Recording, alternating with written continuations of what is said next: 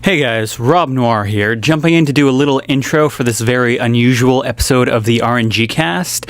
So recently I put out a video about playing the Atari 2600 in HD, and in it I featured the Retron 77 by Hyperkin. And to be able to do that video, I had to bring in somebody who was very familiar with the Atari 2600. And for me, that happened to be my friend Dave, who was throughout the entire video, and we filmed a bunch of stuff. And at the very beginning, when I introduced Dave in the video, I showed some sections of an interview I did with Dave where we talked about, like old technology, the Atari, old TVs, and pretty much just this entire gambit of thing on all stuff old tech.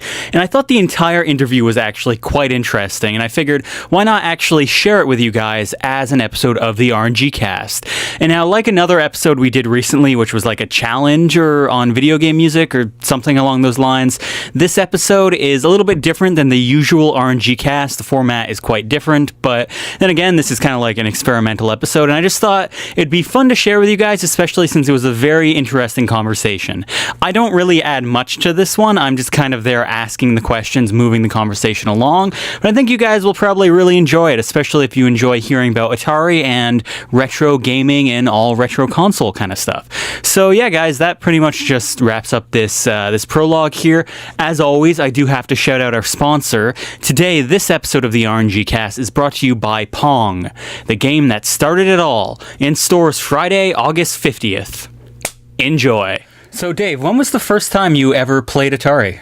Well, the first time, to my knowledge of the dates, I think the first time, and actually it might be that very machine that you took photos of earlier, would have been somewhere around 1990. Okay. So, I mean, the machine was made around 77. Yes. So, I mean, it's already about 40 years old. The same age as the car I have. So yeah, of course. So it's already older than I am. But I would say about 90, 91 was the first time I think I had just enough knowledge to connect it to an old an Electro Home black and white TV. An old CRT. Well, not even CRT. It was even before. It was an old television. Mm-hmm. If you're going CRT, you're thinking of more like the old monitors. Okay. But like, it's a cathode ray tube, abbreviation, obvious. But yeah. It was about that time, because at that time, the old black and white TVs, if anybody's familiar with any of the old tube screen type TVs, they didn't have a cable out. No. You had two screws. Oh yeah, the worst kind to hook up to any console. Well, I mean, you could buy like the adapter that was cable. Want the adapter. You had the adapter, because the one that you saw with my kit has a switch on it. And obviously that's probably 70s, 80s. Yes. I think the one that I have is an Archer or Realistic one. Okay. It's old Radio Shack crap, or Circuit City Source garbage. Yeah. But at that time I had enough knowledge. Okay, so where do I connect this? And I looked at it. I put that to this on the UHF, because it's actually marked on the damn thing. Okay. So you can figure out, just by, even if you're in elementary school, you're able to figure out, on the back of that TV it says UHF and there's two screws, and I've got this thing that says UHF, and that's where I connect it. That's the antenna, basically. Yeah. It was on the old TVs, UHF, VHF. And don't quote me on this. UHF would have been the rabbit ear antennas. Okay. VHF would have been a little ring. Okay. It was a smaller ring that was used for some of the other channels. Okay.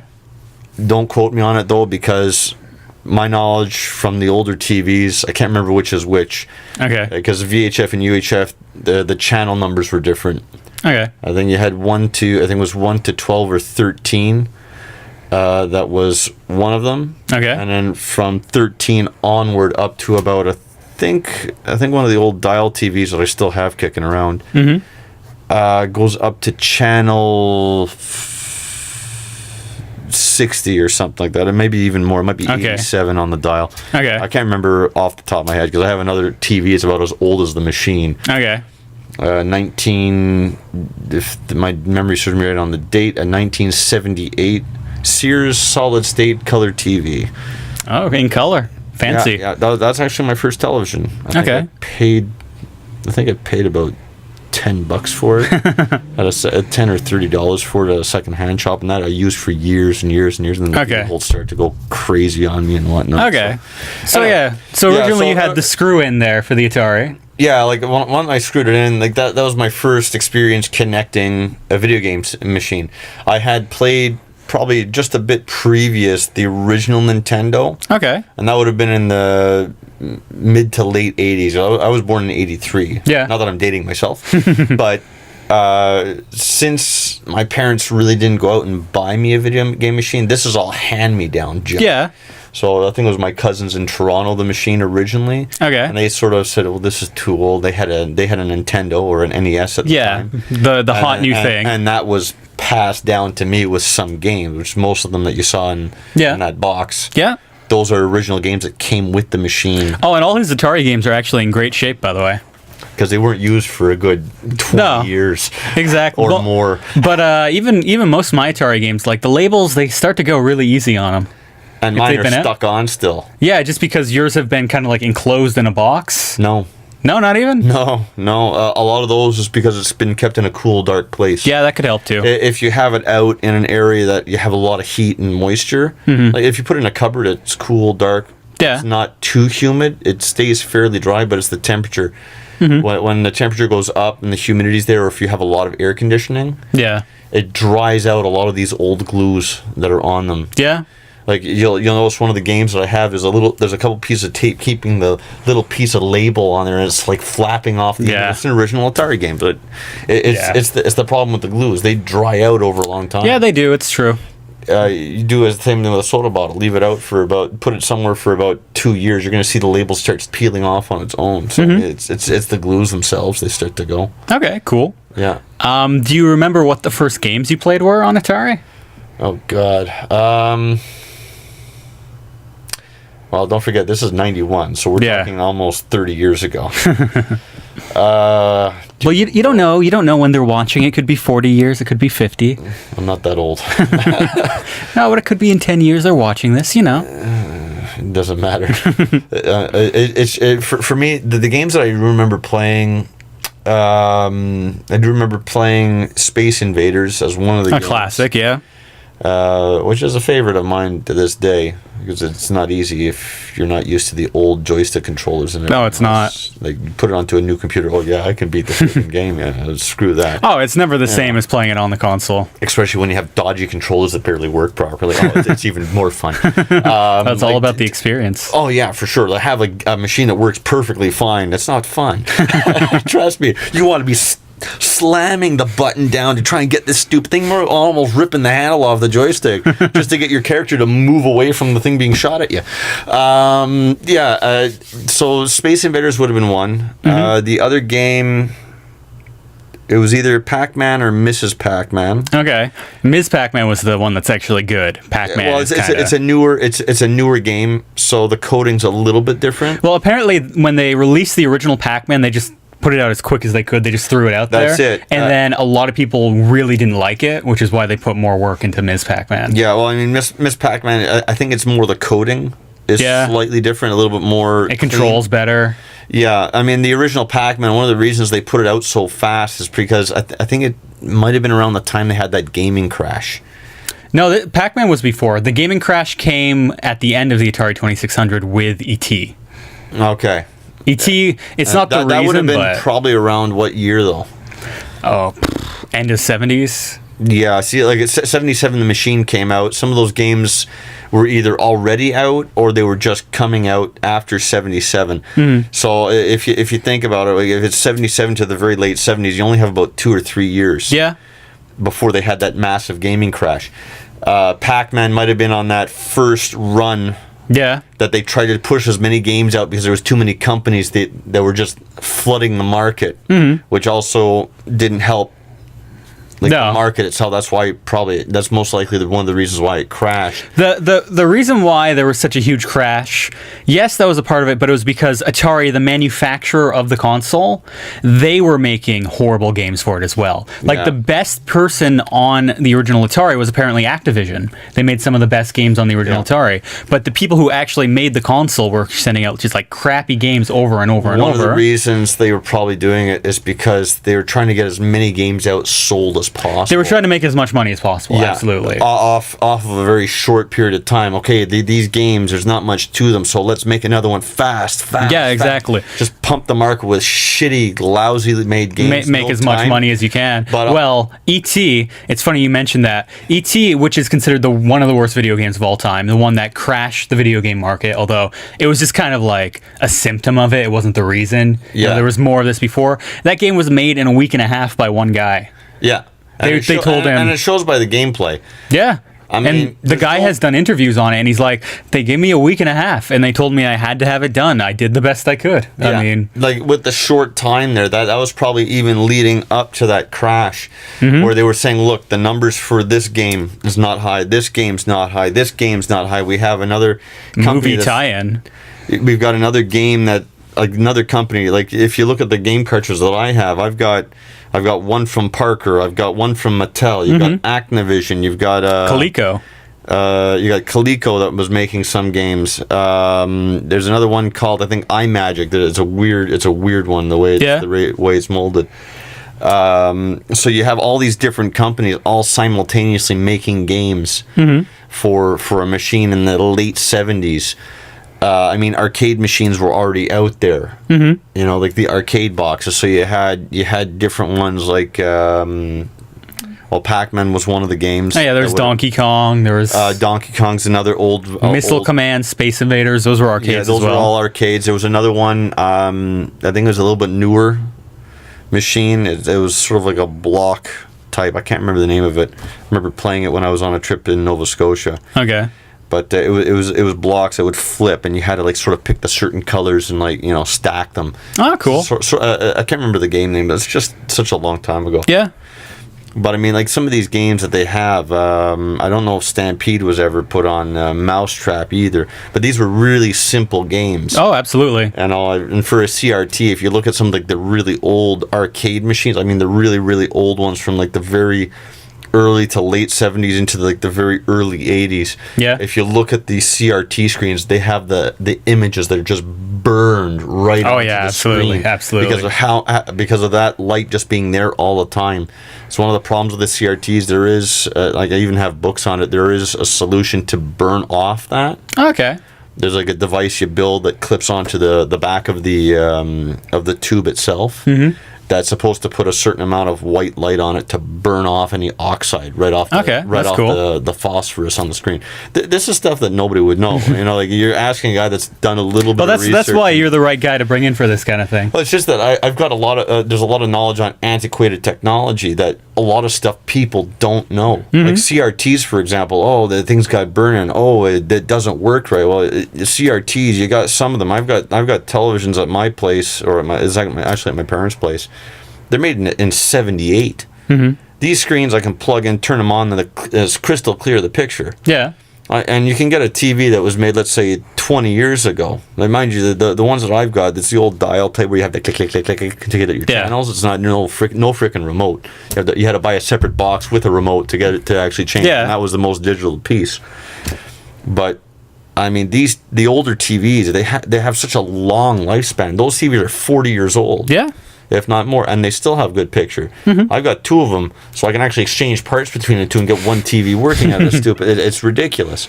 But well, bringing it back to Atari. Yeah. What would be some of your favorite games on the Atari? Well, obviously you were saying what was it? Well, Space Invaders is a good one. Yeah.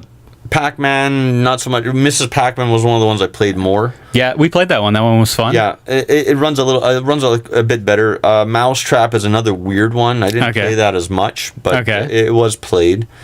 The games with the paddle controllers, didn't really play them that much because I think the paddles that I have, they don't work right. They're not the greatest, as I remember from the last time we recorded, but I mean, they were fun. Yeah, even when I played when I was young, and like I was in elementary school at the time.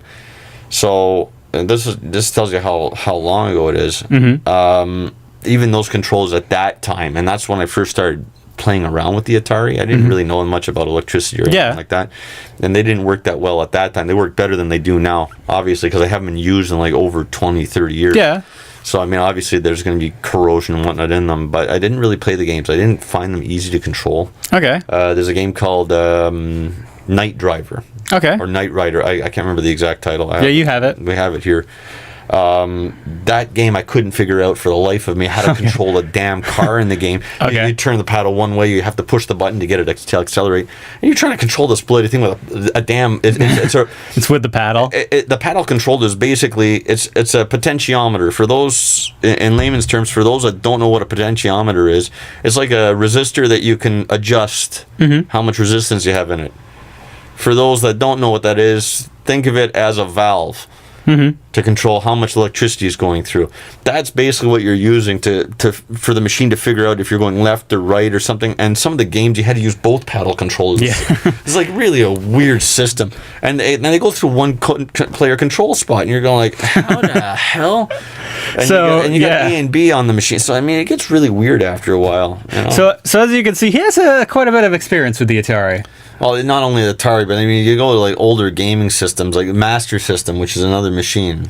Not to get off topic of Atari, but Master System was around the same time as the original NES. It is the same time, yeah. About the same dates that they came out, if not exactly. It released on the same day in Japan. Yeah, okay. But then they did revised editions later on, of course. Yeah, but we're talking about like for North American markets, not the Japanese. It released after, yeah. Yeah. So I mean, the dates that Nintendo released here in North America compared to Sega's release of the Master System, I don't know exactly what the date is. Even you said yourself when we tried that machine out that the graphics were really good in comparison. Yeah, the Master System is actually, well, like all of Sega's stuff, it's superior to what Nintendo was doing at the time. Right. But Nintendo offered better games at a lower price. Yeah. And that's really what it boiled down to, with good marketing. Yeah. I mean, Sega itself is not as big a company either. No. You know, as Nintendo was. I mean, you have Sega Japan, Nintendo Japan. Atari, I think, had Tengen. Tengen, yes. Tengen was in North America. Atari was originally one company.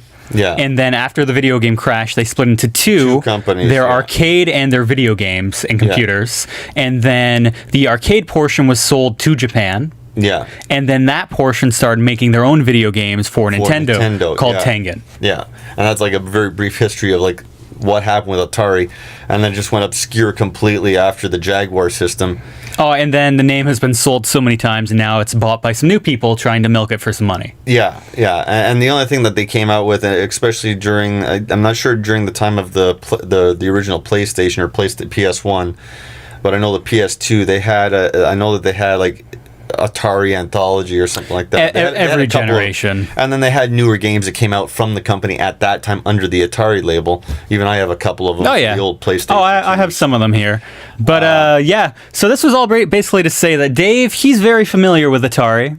He's the guy I played Atari with in the previous videos we did on the channel. Mm-hmm. He knows how it's supposed to control, how it's supposed to look, how it's supposed to feel. More or less. Yeah. Which is why he was the guy I wanted to bring in to actually test out this Retron 77. Because you, out of everyone I know, would be the guy who can be like, well, this doesn't feel right. Or, wow, this actually feels pretty good. Well, don't forget, 30 years ago, all the equipment that you have from my old machine worked a hell of a lot better than it does now. Because this thing, as I said, hasn't been touched really hasn't been played with, except for the last time that I was here with you. Mm-hmm. It really hasn't been played around with for at least 20 years. Yeah. If not more than that, maybe 25. Mm-hmm. So, I mean, even the contacts have got corrosion on it. I don't even know what the board looks like inside the machine. Yeah. I mean, there was dust on it when I brought it to you. So, I mean, even inside, there's got to be corrosion somewhere on chips or on the board. I mean, I don't even know what material they used for the component boards. It could be I don't know exactly. It could be steel, nickel, or whatever they used on the circuitry. but I don't know what condition the boards are in. I have two machines. One, the one that I brought you, it does work. The other one, I can't remember if that was the one I used when I was a kid or if it was this one. I don't know. That's the problem. So. Well, and that's one of the cool things about these newer machines like the Retron 77 is a lot of the old machines, they do stop working, and sometimes they can't be fixed. Yeah. So this actually lets a newer generation of people experience these games, and they actually work on an HD TV in decent quality. Yeah. The only problem with the Retron, and you've said this before, is that Emulator. Is it's because it's an emulator, so it has to download the game onto the board, and then the board itself runs the game from it. From a program, yes. Yeah, from a program that's already programmed onto it. So I mean, there can be glitching problems with it because there can be some games that don't work, although they're able to kind of update that and fix that as it goes along. Right. But we're going to experience some of that today, I'm sure. So I think that's... guarantee with the stuff that's not Atari. So I think that's pretty good. I think we'll probably boot this thing up there now, try out some games, and kind of see what we think of it. Well, I'll tell you what I'll think of about the controller when I try that out. Yeah. Because if I end up ripping the whole freaking joystick off, then I know they didn't make it that good. If it survives, that's a better sign. Because then, if they start selling them separately, which I doubt. No, they will. They will. They will? Yeah, they will. So that would be good for anybody that has an old Atari. And it will work with the original. Or that wants to get a newer joystick that doesn't exist anymore. Otherwise, you actually have to go to companies like Smooth On, not to give them a plug, but to mold your own damn controllers. They do sell some really crappy third-party controllers that have been made in the last few years. Yeah. Even for Atari. Yeah. But all right, let's boot this thing up. Perfect.